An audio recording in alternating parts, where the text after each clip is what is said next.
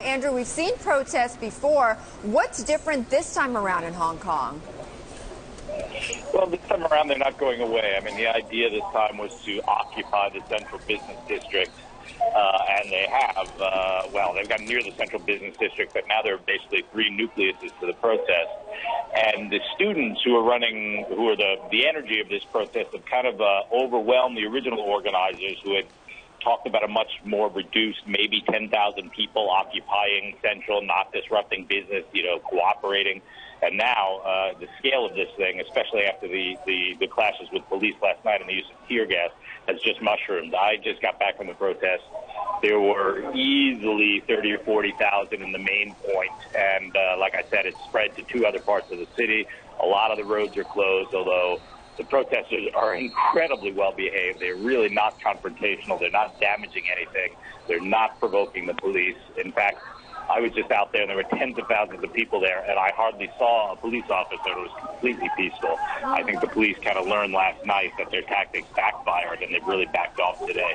It is surprising. Having lived in Hong Kong and been born there, to see that happening on the streets there, even if they are relatively mild compared to what we've seen in other parts of the world. But Andrew, do we know if that's going to carry on later into the night and into tomorrow? How does it look so far?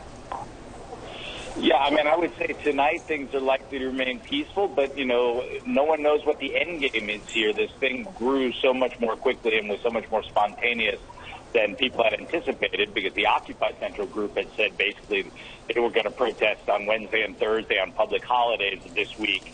And then the students moved in and kicked it off, and Occupy had to drop their original plans and join this protest. So it's unclear. The demands keep shifting. They would like free and open elections. It's very unlikely that Beijing is going to turn around and say, oh, sure, no problem. You can vote for whoever you want. That's really kind of pie in the sky at this point. But now they're also asking for the chief executive of Hong Kong to resign, who is backing the Beijing plan. And I think the police and probably the government is looking for a way out now and trying to figure out who they need to talk to negotiate. But, they're worried. This is a big week for Hong Kong shoppers. This is Golden Week. Andrew. This is when China's on vacation. Yep. All right, Andrew, we've got to leave it there. But thank you so much for joining us and giving us some of the color that's happening on the ground there in Hong Kong. Andrew Davis of Bloomberg News in Hong Kong.